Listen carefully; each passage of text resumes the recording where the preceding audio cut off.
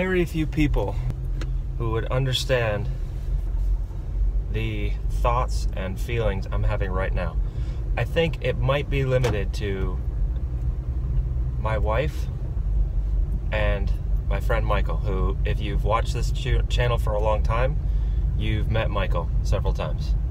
I just got a call from my father-in-law, John, and he asked me for help. So I have known him for almost 20 years now.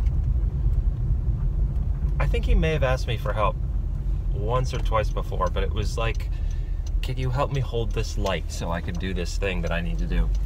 You know, it's really inconsequential. But he actually just called me and asked me to help him bring down a huge tree that's right next to their house. And I am just so excited. I'm sure this seems ridiculous and silly to a lot of people, but you would have to know my father-in-law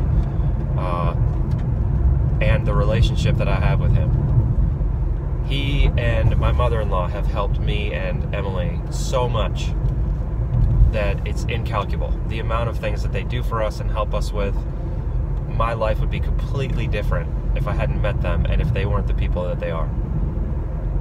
And I am always wishing I could do something to help them. And this is a really big deal to me because everything I know how to do with a chainsaw I learned from John. So I'm incredibly proud of myself right now that he asked me for help, but I'm also feeling very humble at the same time. It's very strange. I'm having a hard time explaining how I'm so excited that he called and asked for help. They do have two huge maple trees. I think it's a New England tradition, but it's definitely a Maine tradition. When a couple gets married and builds their own house, it used to be that their family would give them two maple trees to plant in the front yard, side by side. And so these trees that, I'm not sure if we're going to take both of them down, but one of them, they have two trees in their yard that follow that tradition. It wasn't for them. They were there when John and Sue bought this farm in the mid-70s. So these trees were there long before that, but that's how they got there, we're pretty sure, because that's a tradition in Maine that's, you know, a couple hundred years old.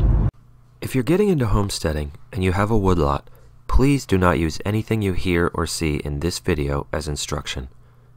As I've said, I've known John for almost 20 years, and even though he took me under his forest work wing almost immediately, I'd estimate it took me a decade of working in the woods sporadically, usually for a week or two during each winter cutting firewood, or a week or two felling trees to be sawn into lumber, to get to the point where I was confident. It took me another several years to get to the point where I threw that confidence out the window and realized I'd only scratched the surface of what I need to know.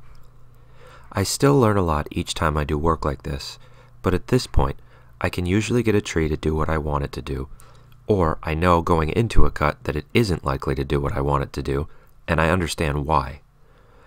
I hardly ever get the tractor stuck anymore, and I don't tend to get logs fetched up against standing trees, all of which I've done dozens of times over the years, and all of which is incredibly frustrating.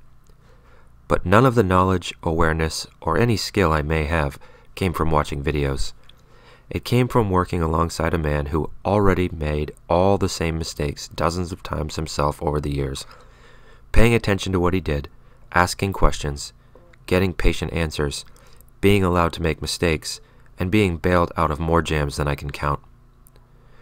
No matter what your skill levels, or whom you have to work with, the first step in cutting down any tree, whether it's in the middle of a lawn or the middle of a dense Maine forest, is to fully assess the situation and form a plan of action.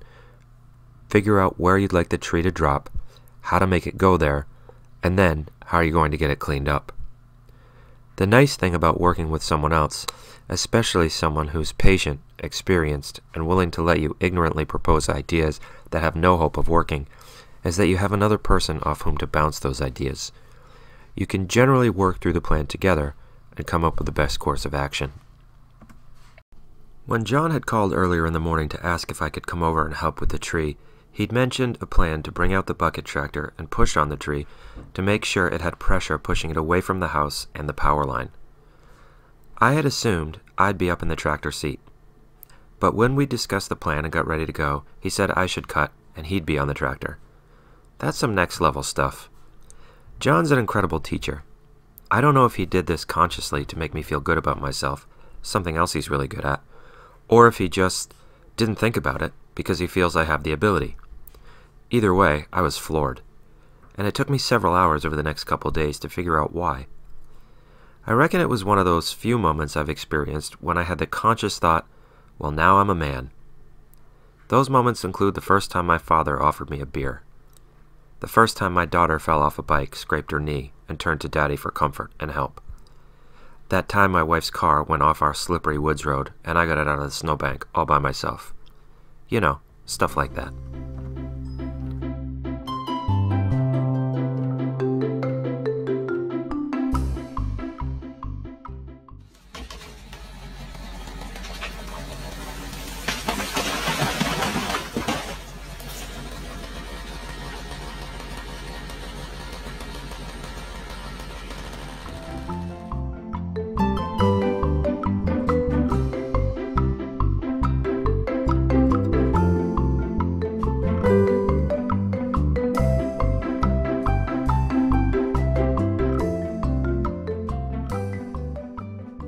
Another nice thing about working in the woods, or in this case wood, singular, with another person, is that you can get help when something doesn't go well. On the list of things that have gone wrong while I'm using a chainsaw, this cinching is extremely low. I didn't have to call John and ask him to drive down into the woods to bail me out. I didn't have to get out of the woods, drive up to the barn, get his saw, drive back in, and get the saw that I'd originally got stuck, unstuck. I didn't have to do all of that and then get both saws stuck.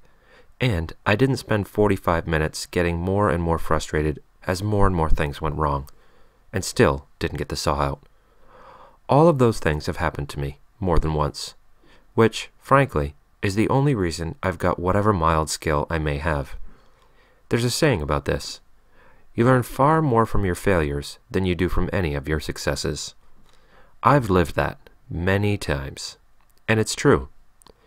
Getting the saw out of this jam was relatively easy, and John didn't say a thing, other than to offer some subtle advice, which is pretty much how he operates, and is another reason I was able to bring down this massive tree and put it right where I wanted. Again, if you expect to learn how to work in the woods from watching a video, I highly recommend you reassess.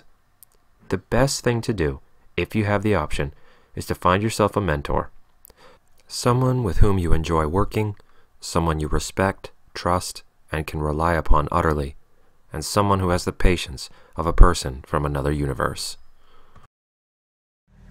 This is one of the dangers I think that humans face.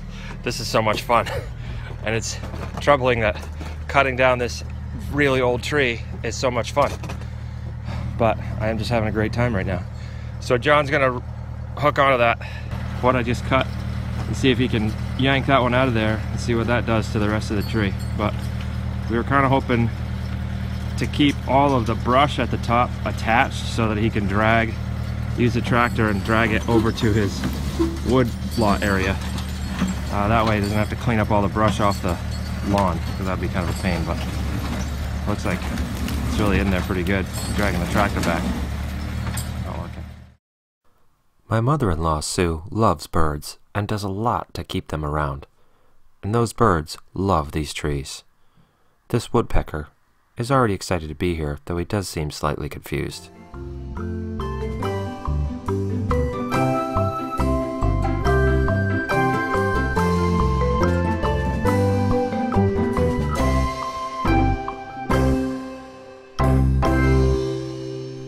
I had intended to cut this stump right down to the ground, but John wanted to leave a little platform so they'd have a place to put some of their bird feeders and bird houses. That was no problem. But I was really hoping to be able to count the rings on this tree and estimate how old it was. Unfortunately, the cut was too rough, which is a problem I've noticed on maple. I think because the rings are so thin and the wood is so light. Maybe this summer after some light weathering it will be easier. Based on the size John told me the trees were when they bought this farm, and the fact that they have been here for 45 years, I'm guessing this tree was at least 80 years of age. It had a good old life.